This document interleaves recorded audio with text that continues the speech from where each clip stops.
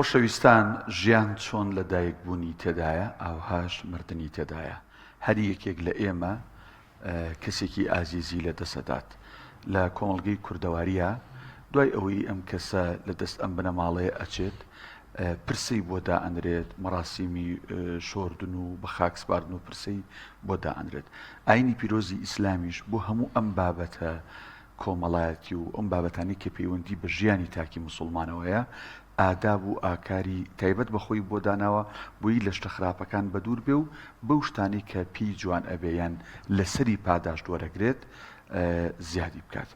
ئێمە ئەمڕۆ باز لە ئاداب و ئاکاری مسلمانان لە پرسە و سەرخۆشیدا دەکەین با میوانداری زۆر بەڕێز مامۆستا محەممەد چیمەنی مامۆستای ئاینی کە بەسپاسەوە لەستە دوو لەگەڵ مامیوانە مامۆستا جان بەخێر بێت. جەنابتان خۆی گەورە پاداشتان بەخێر بێت. مامۆستا جان پرسە لە کۆمەڵگەیەک بۆ کۆمەڵگەیەک جیاوازە و هەر لە سەردەمی پێغەمبەرەوە صلی الله علیه وسلم تا ئێستا تەنانەت لە ڕۆژشەرعێکەشەوە لەوانەیە کەم تا زۆر گۆڕانکاری بەسەر هاتبێ. ئێمە وەکو مسلمان چۆن مامەڵە بکەین لەگەڵ پرسی کەسێکی نزیکی خۆمان یان هاوسەیەکمان برادرێکمان خزمێکمان کەسێک کە کەسێکی لێ وفاتەکە. بەڵێ. بسم الله الرحمن الرحیم. الحمد لله والصلاة والسلام على رسول الله. سپاس بۆ جەنابتان، سپاس بۆ بینەرانی عزیز و خۆشەویستی کەناڵی ئاسمانی پەیام. هەڵبەتە یەکێک لە مافەکانی مسلمانان لە نێو یەکتریە ئەوەیە کە لە خۆشی و ناخۆشیە بەشداری خۆشی و ناخۆشی یەکتری بن و لەسەر ئەم هەڵسوکەوتە کۆمەڵایەتیە ئەجر و پاداشی گەورەیش دانراوە. کاتێک ئینسان لە خۆشیەکانە بەشدارە بێ لە ناخۆشیەکانە بەشدارە بێ. یەکێک لەو وێزگانی کە زەڕورە لەگەڵ یەکتریا بین و ئاگامان لە یەکتری بێ لە کاتی هاتنی موسیبەت و ناڕەحەتی و لە دەستدانی کەس و کارە. بەجددی خۆی تەعالا لە دەستدانی کەس و کار و دۆست و خۆشەویستان بە موسیبەت ناوە مردن بە موسیبەت ناوە. وەکو فەرمی ئەصابەتکم موسیبەت المەوت، یعنی مردن موسیبەتە، موسیبەتێکی زۆر گەورەیشە و هەموو کەسێکش ئەزانێت کە ئاستی گەورەی ئەم موسیبەتە چۆنە، چونکە هەموو کەسێک بەسەریا دێت. بۆیە بوونمان لە دەور ئەو کەسانی کە موسیبەتیان بەسەرا دێ و دڵنەواییکردنی ئەو کەسانی کە موسیبەتیان بەسەرا دێ، کار ئاسانیکردن بۆیان کە ڕەنگە لە خلالی بەرنامەکەیان زیاتر قسەی لەسەر بکەین. کار ئاسانیکردن بۆیان لەو کاتەیە زۆر زۆر زەڕورە. گرنگترین شت ئەوەیە و زۆرترین پاداشتی وەکو بڵێ بابەتی تەعزیە و تەعزیەباری ئەوانەیە کە لە وهلەی یەکەمە لە کاتی یەکەمە لە لەحظەی یەکەما تۆ بەدیاربی. بۆیە زۆرترین ئەجر و پاداش لەسەر وەکوڵێ نوێشکردنە لەسەر ئەو مردووە و هەروەها بە خاک سپاردنێتی. بۆی چونکە ئینسان لە حاڵەتی یەکەمە زۆر موسیبەتەکە بڵێن قورسە لەسەری. یعنی فەرمودە زۆرە لەسەرەوەی کە ئینسان لە کاتی ناخۆشی ئەوانەیە پاڵپشتی براکەی بێ. بۆ نمونە پێغەمبەری خوا فەرمێ صلی الله علیه و سلم وەکو لە سونەنی تورمذی و ماجه هاتووە فەرمێ هەر کەسێ سەرخۆشی لە برایەکی بکا کاتێک کە تووشی موسیبەتێکە بێ بە ئەندازەی ئەو کەسە خوا ئەجر و پاداش بۆ ئەمیشە نووسێ. یان لە حەدیثی تر هاتووە فەرمی خۆی تەعالا لە ڕۆژی قیامەتە مەدالەی حورمەت و ڕێز و کەرامەتە خاتە مل ئەو کەسەی کە سەرخۆشی لە برایەکی مسلمانی خۆیەکە. و لە حەدیثی تر هاتووە فەرمی هەر کەسێ ناڕەحەتیەک ناخۆشیەک لە کۆڵ برایەکی مسلمانی خۆی بکاتەوە خۆی تەعالا لە ناڕەحەتی و ناخۆشیەکانی قیامەتی لە کۆڵەکاتەوە. وەکو پێویستیەکی ژیانیش هەمومان بەڕاستی پێویستمانە لەو کاتەیە کە موسیبەتێکمان لێ ڕوئەدا کەسێکمان لێ ئەمرێ خەڵکانێک بە دەورمانەوە بن لایەک دڵنەواییمان بکەن، لایەک ئامادەکاری بکەن بۆ بە خاک سپاردنی ئەو جەنازەیە، لایەک ئامادەکاری بکەن بۆ دروستکردنی خواردن و پێداویستی ئەو کارەساتەی کە بەسەر ئەو کەسیا دێ. بۆیە بە شێوەیەکی گشتی پێم خۆش و بچمە ناو بابەتەکە دوای هەر بابەتێکی ویستان لێبوو زیاتر قسەی لێکەین لەگەڵابوون، دڵنەواییکردن، بە خاک سپاردنی ڕاپەڕاندنی ئیش و کارەکانی لە قۆناغی یەکەم کاتێک کە ئەو موسیبەتە دێتە سەر هەر کەسێکە، حتا لە حەقی برای مسلمان بەسەر برای مسلمان و پێغەمبەری خوا کە فەرمێ شەشتە یەکێ لەوانە فەرمی ئیتیباع الجەنائز، ئەوەی کە ئێمە لە کاتی بە خاک سپاردنی جەنازەکانە لەگەڵ براکانمان هەبین، لەگەڵ دراوسێکانمانە، لەگەڵ دۆستەکانمان هەبین. مامۆستا ینی ئەوەی کە زۆر جوانە لایەنی کرۆزی ئیسلامە مرۆڤ تەنانەت بە مردوویش ڕێزی لێگیراوە و هەندێک مەراسیم و تایبەتمەندی خۆی هەیە کە پێویستە بۆی ئەنجام بدرێ. ئەو هەڵەباوانە چیە کە مسلمانان زۆر جار لە پرسە و سەرخۆشەکان نایکەن و کاریگەری هەیە لەسەرەوەی کە هەم لایەنی ئیمانیمان هەم لە لایەنی ئەوەی کە کەسی بەرامبەرمان گرانکەین کە ئەمەی لێ قەوماوە. وڵی هەندێ بۆ کەڵێ منکەرات هەندێ شتی ناڕێک هەیە کە لە بابەتی لەو ساتۆ کە ئەو کەسە ئەمرێ تا ئەو کاتەی کە بەخاکەس پێدرێ چ لەلایەن کەسوکاری ئەو مردووە چ لەلایەن خەڵکی ترەوە کە بەشداریەکە. مەسەلەن ئەوەی کە من مەسەلەن لەم کاتەیە لە بیرم بێ گومانی تێدا نییە هات و هاوار و بانگ و باوکەڕۆ و شیوەن و فیزا ئەو شتانە هەر الحەمدولillah تا ڕادەیەکی باش باویشی نەماوە. ئەوە طبعاً یەکێکە لە گوناهە گەورەکان. پیغمبر خدا فرمی صلی الله علیه و سلم ليس منا من ضرب الخدود وشق الجيوب ودعا بدعوة الجاهلية. ليمني او كسي لخوي بات يخي خوي دادري شتينا ريك نشيا وبلي بتايبد دايكان افرتان بي اغداري وبنك هندي جار هندي وشينا رزاينا شكري لو كاتيا بكارين ري هموش كان اداب بايا جيجا لويكا هندي اشتي تركي لا ئەو مەراسیمە بۆ منە کاتێکە چی بۆ بە خاک سپاردنی یەک جار سیارەیەکی زۆر لەم کاتەیەکەوێتە دوای مردوو. ئەم سیارانە جاری وایەکی یەک نەفەرێکی تایە. بەڕاستی چەندین جار بینومانە بیستومانە حادیسە ڕوویداوە لە ڕێگەی ناشتنی جەنازە. یعنی جاران بەداخەوە یعنی جاران 4 سیارە 5 سیار ئەگەر زۆر بواە پڕێ بوو لە خەڵک دوای جەنازە کەوت. ئێستا هەر کەسی حەزەکە بە سیارەکەی خۆی بڕە. یعنی هەر جەنازەیەکی بەسی سێرەکی دنیایەک سیارەکەوێتە دوای ئیزدیحام دروستەکە ژیانی خەڵکە خاتە مەترسی و ناڕەحەتیەوە. لەوەیش ناخۆشتر ئەوەیە جاری وا هەیە لە کاتی لەو کاتەیە کە جەنازەکە ئەبرێ بۆ سەر گۆڕستان یعنی خەڵک سیباخاتەکە لەو کاتەیە باوەڕ کە پێش جەنازە کەون کە سونەت وایە ئینسان پێش جەنازە نەکەوێ بە دوای جەنازەوە بڕۆ احترامن بۆ ئەو جەنازەیە. سەیرەکەی دوای ئەو جەنازەیە سیباقاتێکە وەکوڵێ فرکێکە بۆی بگاتەوە بە جەنازەکە. جاران بۆ بووک ئەمە کرا بۆی نزیک بوون لە بووکەوە و بەعزێ هۆرن لێدەن و ئەوانە بەس ئایا بۆ جەنازە ئەمە چۆنە بێ یعنی ڕەفتارێکی ناشرینە. یەکی لەو هەڵانەی کە ئەکرێ لە کاتی ناشتنی مەسەلەن جەنازەیە ئەوەیە کە جاری وای ئەو مردووە وەسیەتەکە ئەیبەن و بۆ شوێنێکی دوور کە ئەم وەسیەتە زەڕوور نییە جێبەجێ بکرێ. یعنی هەر وەسیەتێک کە بێتە بارگرانی و ناڕەحەتی بۆ کەسوکار و دەوروبەر و خزمان وانە ئەکرێ جێبەجێ نەکرێ. مەسەلەن کە ئەبرا خەڵکی گوندێک کە ئەم گوندە سەعات و نیوەک لە سلێمانیەوە دوورە سەعات و نیوەک بۆ منە لە هەولێرەوە دوورە بەناو ڕێگای خۆڵ و بەسەر شوێنی ناڕەحەتە ئەڕۆن ئەمە زەڕوور نییە ئەم وەسیەتە جێبەجێ بکرا. یعنی خەڵک بۆ ڕۆژتەوە بۆ تەعزیە لە ڕێ تووشی حادیسە بووە. ئەمە مەسەلەن ئەوش دیسانەوە وەسیەتێکە باش نییە کە بەداخەوە ئێستا هەندێک لە بەتایبەت مامە حاجەکان خەڵکە مەسەلەن بە تەمەنەکان ئەو وەسیەتە ئەکەن ئەڵێ بمان بنەوە بۆ وڵاتی خۆمانیان بۆ شوێنی خۆمان شوێنەکەی زۆر دوورە ئەبێ بە مای دروستکردنی ناڕەحەتی و زەحمەت و ئەو بابەتانە بۆەوە. ئەمجا یەکی لەو هەڵانەی کە ئەکرێ طبعاً سونەت وایە ئینسان هەوڵ بدات تا بکرێت لە نوێژی جەنازەکەیە ولا بخاک سپاردنەکەیە بەشدار بێەوە باشترین دڵنەواییە. یعنی پێغەمبەری خوا فەرمی صلی الله علیه و سلم هەر کەسێ بەشداری نوێژی جەنازە بکە بە ئەندازە یەک قیرات خوا ئەجر و پاداشتی بۆ ئەنووسێ و بەشدار بێ لە بەخاک سپاردنەکەیە بە ئەندازەی 2 قیرات خوا ئەجر و پاداشتی بۆ ئەنووسێ. پرسیار کرا کە قیرات چییە؟ فەرمووی بەخەت 2 کێوی گەورە وەکو کێوی ئوحود کە بەس درێژەکەی 9 کیلۆمەترە. یعنی چەندێکی لەژێر زەویە چەندێکی بەسەرەوە ئینسان ئەوە پاداشتی بۆ ئەنووسێ ئەگەر لەو دوو هێنا گەورە بکە. اینجا سوودێکی گەورەشی هەیە بۆ مردووەکە تا ئەو مردووە نوێژی زیاتر لەسەر بکرێ بۆ مردووەکە باشترە. پێغەمبەری خوا فەرمی صلی الله علیه و سلم هەر کەسێ 40 کەس نوێژی لەسەر بکە خوای تەعالی خاتە بەر شەفاعەتی ئەو 40 کەسە. جگە لەوەش پاداشێکی گەورە دەستەکەوێ. بە خاک سپاردنەکەیشی بە هەمان شێوە. اینجا دوای بە خاک سپاردنەکەی یعنی بەڕاستی ئەم کۆبوونەوەی کە ئێستا ئەمڕۆ کرێ و ئەم بارگرانی کە دروست دەکرێت لەسەر کەسوکاری مردوو بەڕاستی شەرع پێ رازی نییە. جەبام ئەلێرەوە لە توی وەرگرمەوە پرسیارە بکەم. یعنی مامۆستا کەسێک لە خانەوادەیەکە ئازیزێکیان لە دەستێن بڕوان پێ بکە چەنە ینی بڵێن سەرقاڵ و مەشغوڵ و غەمبارە بە لە دەستدانی کەسایزەکان ئەوەندە داڵغی لای ئەوەیە پرسەکە کەم و کورتی نەبێ نان و چێش حازر بێ مامۆسایەکی باشە بێ فڵانە مزگەوت دەبێ بۆی کە عیبار نەبن.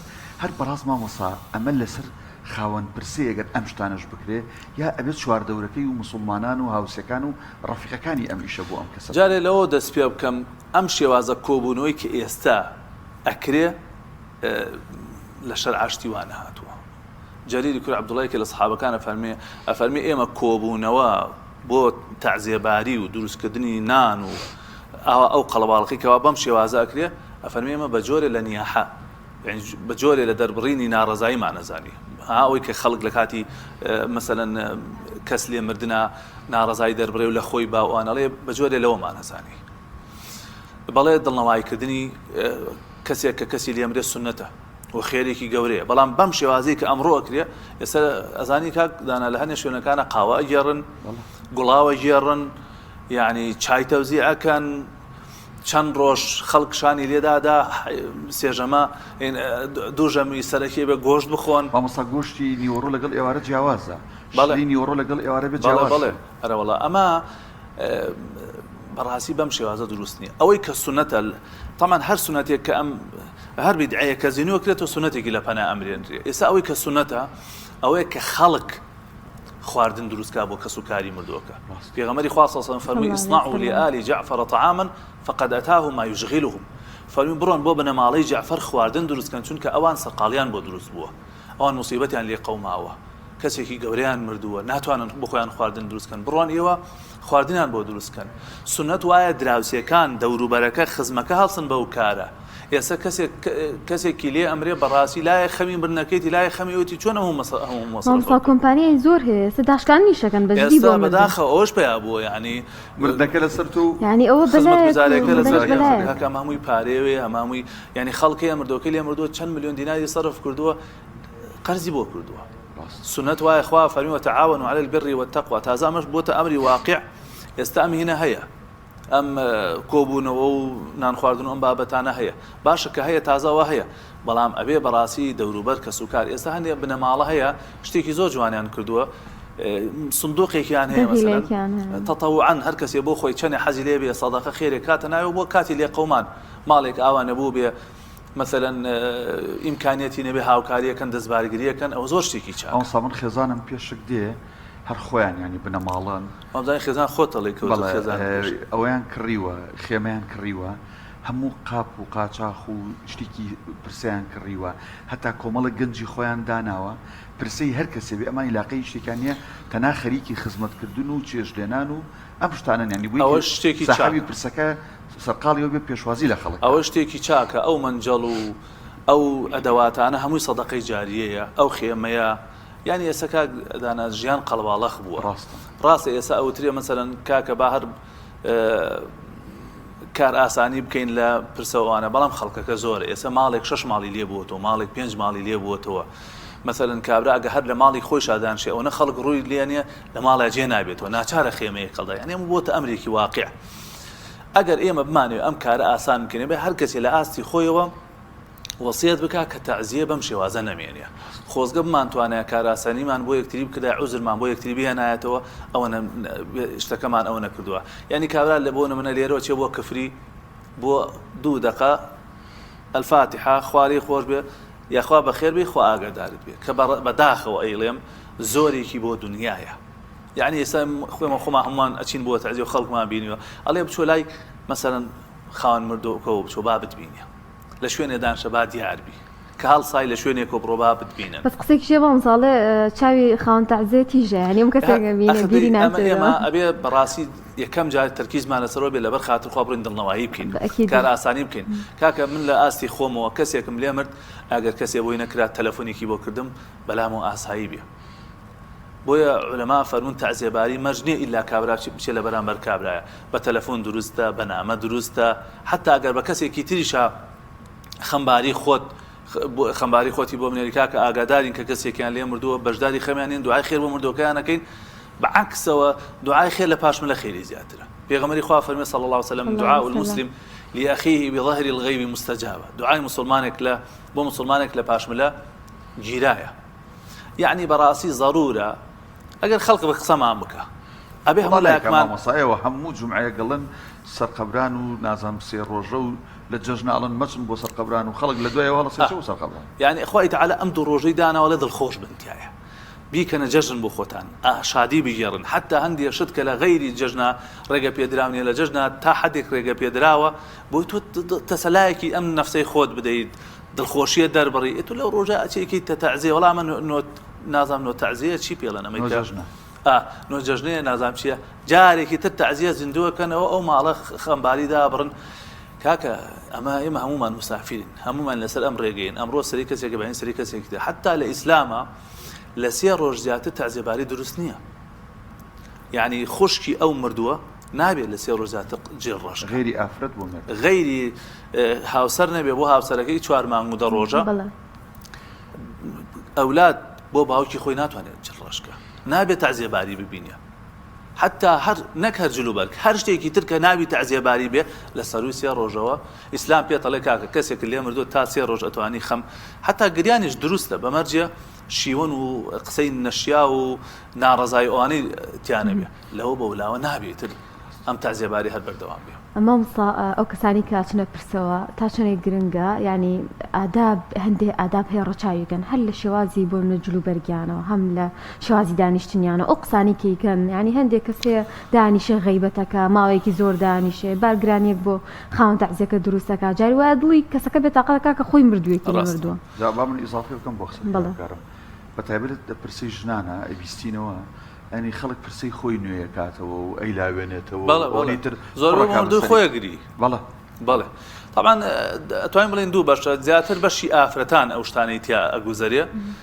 پرسەی پیاوان جەناب زۆر ڕۆشت ئەزانی کە ئەو پیاوە ڕۆژتە ژوور و سڵاوەکە دانیشێ و هەندێک قورئانە خوێن و ئەم پیاوە هەڵەسێ مثلەن سەرخۆشی لەو بنەماڵەیەکە لە شوێنی خۆیان دانیشێت تا تەواوێ و تاریشی تیا ئەخوێنرێ بەڵام ئەوەی کە زیاتر مثلەن شتی ئەو کۆڵی منکەریتیاکرێت زیاتر پرسەی ئافرەتانە بۆ نمونە ئافرەتە هیچ عیبێکی نییە یەک کێشەیەکی نییە تا پرسەکە قسەی خۆشەکە گەیشتە بەردەم دەرگای خێمەکە و وەکو چۆن سلفێک لێبە یا پەنجەبەی بە دوگمەیەکە دەست پێ ئەکا کاکە شێری وا ڕێوی وا فڵانی وا فیسانی وە ئەمە زۆر خراپە وەکو وایە یعنی تەسویرەکەی ئاوا دێتە پێشچاو من بڕۆی بەنزیم بکەی بە ئاگرە یعنی تۆ مەفروض وا بچی دڵنەوە هەیە و کەسە بکەی نەوەک بچی ئەوان دەیتر باری گرانکەی اینجا بۆ نمونە ئەبێ بزانیت چی ئەڵێ لەسەر خۆشێکەیە جاری وایە و کەسا چێڵێ باجی فڵان کەس بەخوا کوڕەکەت کوڕی چاک بوو ئای بە کەڵکمان هات ئەو ڕۆژە چۆن خزمەتی کردین ئەو ڕۆژە بایعەکەی بە وەرگرتین کورە لە کۆڵانەکەەوە ڕۆژ سەری بەرز ناکردەوە نازام چی ئەو نێت برینێ کولێنێتەوە ئەبێ قسەیە بکەی ئەو کەسە دڵنەوایی پێ بێت ئەمجا زۆرێک لەو ئافرەتانی کە ئەچن لەوێ ئاوا گرینوانە کاتێ لێ وردەبییتەوە سەرێکەوە بۆ مردەوەی خۆی گری خاوەن تەعزیەش وازانێ دادە فڵان کەس هاتووە خەمەکەی لەگەڵا سووکەکە بارگران و دڵگرانە بە مناڕەحەتی بەسراتەوە سەرێکی بۆ مردەوەکەی خۆی گری مامۆستا جەماعەتێکشمانەیە چون بۆ دۆزینەوەی ژن وەڵا ئەوش هەیە ئەڵێن وا باوە ئەڵێن لە ئەڵێن لە پرسەیە ژن بدۆزەوە چکە لە پرسەیە زۆر دەست نایەنن بە خۆیانە ڵاوانیە مامۆستا بەس سەوانیە ئەمەە بازنەکەنە دەستیان لێ بەوەی وەی ئافرەت بیبینەوە فرسەتە و ئەم بازنان بۆ چێگە لە ڕۆژێکی ئاوای خەڵک نەیبینی و ئێتر موازینەکان تێک چوە بەداخەوە ڕست مامۆستا محەممەد چیمەنی مامۆستایانی سوپاس بووی لەم دەرفەتە دەرفەتەکە زۆر کەم بوو وەڵاهی جایتر لەشتان نەمازانی چۆن تەواو بوو دەستان خۆش من لە خزمەت گەورە هەموو لایەکمان بە دوورکە لە من هەموو جار لە بەرنامەکان هەڵم لەسەرتا لە بیستنی هەڵی ناخۆشی ئایزانمان کەسێکی ئازیزمان لە دەست بچێ زۆر ناخۆشە مامۆستا ئەو هەواڵە زۆر ناخۆشە بەس گرنگەوەی لەو کاتەیە ئینا لیلا و ئینا ئیلەیهی ڕاجعون زۆر گرنگە